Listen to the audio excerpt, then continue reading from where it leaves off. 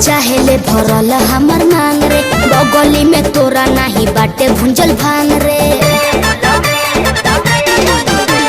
प्यार को के चाहेले भरल हमर मांग रे, बगली में तोरा नहीं बाटे भुंजल भांग रे। बड़े खुद तू आवारा हमर करबे का गुजारा ढेर, तोहरा से नीक हमर बर होई रे। अच्छा एगो तोरो होई रे, एगो मोरा होई रे। अच्छा जवन मौरा बांधी आई ओकरो होई रे। पागल हुआ तोर दोसरा से शादी अगर होई रे, तो का करबो? वही दिन साला 3 गो मर्डर होई रे। आह कोई बड़ो तोर दोसरा से शादी अगर होई रे, वही दिन साला 3 गो मर्डर होई रे। हाय रे दादा ई का कह देलो? केहू के ना छोड़ो।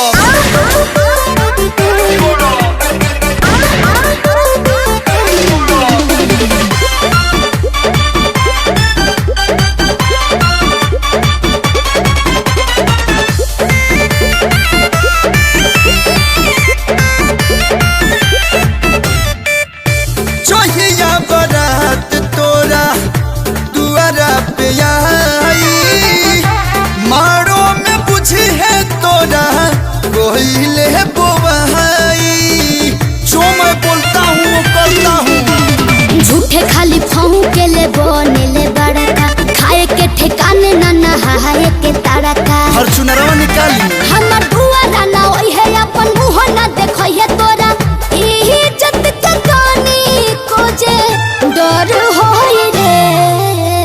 हम बैठी रोई रे, दिहले प्यार धोई रे। हाँ। तोरा पड़ल बाप सन अब दोसर कोई रे। तो सुन डिसीजन हमार। अरे बाप तोरा दोसर से शादी अगर होई रे, का करबो? वही दिन साला 3 गो छेद दे। तोरा दोसर से शादी अगर होई रे, वही दिन साला 3 गो मर्डर होई रे। अरे जाना बॉसू भाई का जब मारो तो बुझाई।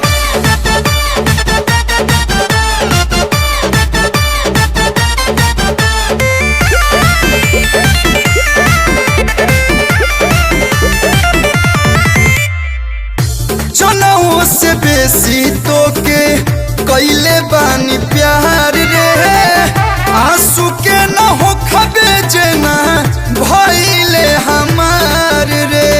तू मेरी नहीं हुई तो किसी की नहीं होगी। धोइले गलत बड़ कलू तू रास्ता, लागता कि करतड़ नशा कोनो सस्ता। बिहार में बंद बा जब रहित सरकारी अति तोहरे दुआरे खुशी हमारा लिए हो से कर बड़ होई रे।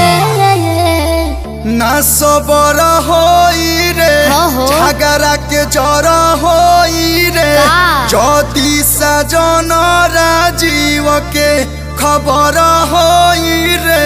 अच्छा चुप रह। तोर दोसरा से शादी अगर होई रे, वही दिन साला 3 गो मर्डर होई रे। मूड बना के आई बोदी रे। तोर दोसरा से शादी अगर होई रे, वही दिन साला 3 गो मर्डर होई रे।